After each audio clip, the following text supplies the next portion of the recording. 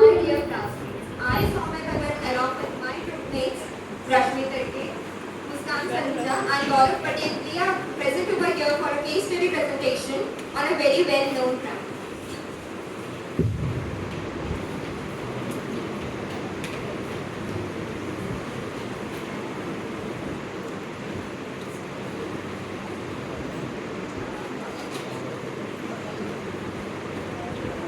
Mr. Anubhav Dubey and Mr. Anand Nayak were the co-founders of Chai Sundar Bar, and later on it was joined by Mr. Rahul Patika, the director. Introduction. We all have been to Chai Sundar Bar once upon a time. मतलब हम हमेशा कभी ना कभी तो गए ही होंगे. तो चाय सुट्टा बार एक तो अनुभव दुबे जब वो बेसिकली तो रीवा डिस्ट्रिक्ट ऑफ एमपी का है, बट जब वो हायर स्टडीज के लिए इंदौर शिफ्ट हुआ था तो तब उसका एक स्कूल फ्रेंड बना था आनंद नायक. तो तब उन्होंने डिसाइड तो किया था कि हमें कुछ बिजनेस स्टार्ट करना है, but it was not totally decided. But later on Anand started a business with his brother-in-law and of clothes, and Anubhav went to Delhi for his UPSC studies. But what happened was ना तो अनुभव अपनी पढ़ाई में concentrate कर पा रहा था और ना ही आनंद का कुछ बिजनेस चल पा रहा था. तो अगेन ठीक है था. उन्होंने वापस फोन कॉल में बात करी और उन्होंने फिर ये डिसाइड किया कि अब बिजनेस स्टार्ट करना है. तो उन्होंने मार्केट में एक्सप्लोर किया कि वहाँ पर क्या चीज़ें हैं, क्या रिक्वायरमेंट्स है इस मार्केट में. तो उन्होंने ये चीज़ फाइंड आउट करी थी कि भाई चाय एक ऐसी चीज़ है जो हर जगह पर मिल सकती है, कोई भी ठेला हो, कुछ भी हो. तो उन्होंने उस चीज़ को ऑप्ट किया. उनका पास कैपिटल तो सिर्फ 3 लाख का था, तो वो और कुछ तो फ्रेंचाइजी ले नहीं सकते थे.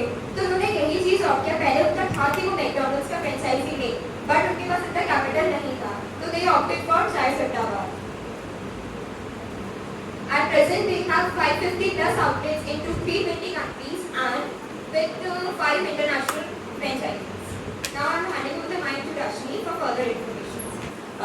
They are basically work on the taste only. So there is a mission and a vision. Their mission is to bring their chai all across the world. They want to spread their Kullar chai all across the world to get the people to get their global taste and the aroma of Indian soil with their average rate of Kullar. उनका M ये था कि हम अपनी चाय को पूरे देश तक पहुंचा सकें ताकि वो लोग उस चाय के टेस्ट को महसूस कर पाए जो कि इंडियन ऑयल, इंडियन सॉइल से बना हुआ जो कुल्हड़ रहता है उसको चाय को टेस्ट को महसूस कर पाए. और their vision is to be simply to bring Indian culture values from the roots, blend them in a world ambitious to serve people with element experience with cheerful memories. उनका एम था कि हम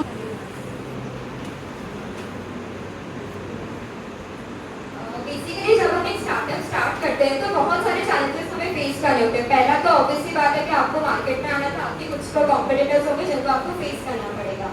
उसके बाद सेकेंडली अगर हम बात करें तो फाइनेंस उनके पास ऑलरेडी जो कैपिटल था वो सिर्फ 3 लाख का था. तो अगर उनके पास सिर्फ 3 लाख का कैपिटल है तो वो ऐसा तो नहीं कर सकते कि पूरा मतलब जितने सारे उनके आइटम्स हैं वो सारे मतलब उन्होंने ऐसा स्टार्ट किया था कि उनके पास 200 आइटम्स उन्होंने अपने मेन्यू में रखे थे.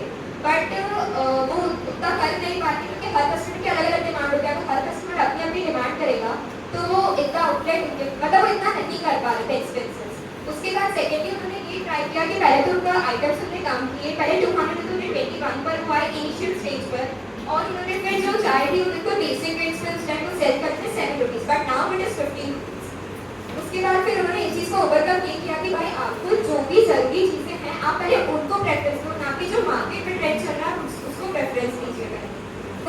फिर और इस चीज़ ने ओवरकम ऐसे किया था कि जैसे कि अगर बहुत सारे मतलब वो अगर आप एक स्टार्टअप स्टार्ट कर रहे हो और अगर आपके पास कम पैकेज है या फिर आपके पास कम एनुअल इनकम है या आपके पास कम फाइनेंस है तो आप उसके लिए यही कर सकते हो कि आप अपने सामने वाले को एक्सप्लेन कर सकते हो कि भाई हमारा भी नया स्टार्टअप है तो at least you will hire for low income like low salary. उसके बाद ही आप मूव ऑन कर पाओगे.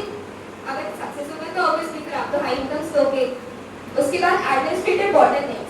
जब चाय सीज भी चलने लगा था इंदौर वाली आउटलेट में तो वहाँ पर ऐसा हुआ था कि बहुत ज़्यादा भीड़ इकट्ठा होने लगी. जब भीड़ इकट्ठा हो गई थी तो सब लोग ये सोचते थे कि यहाँ पे भीड़ इकट्ठा हो क्यों रही है.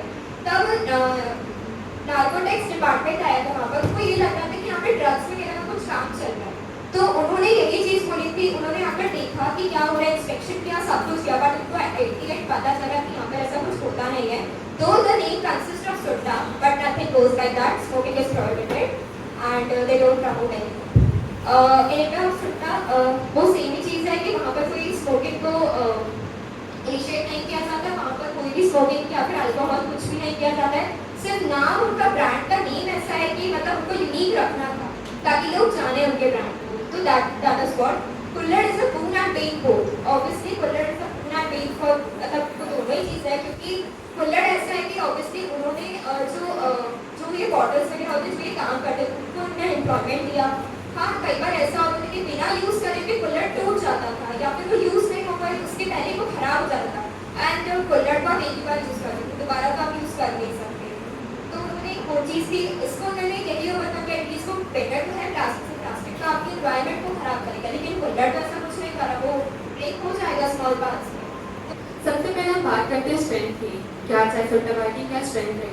सबसे पहले तो एज अ लीड सजेस्ट चाय सुट्टा बार उनका एक बहुत बड़ा डिस्टिंक्ट बिजनेस था जो उन्होंने फर्स्ट टाइम इनिशिएट किया था. कुल्हड़ से दो चीज़ें आती, इको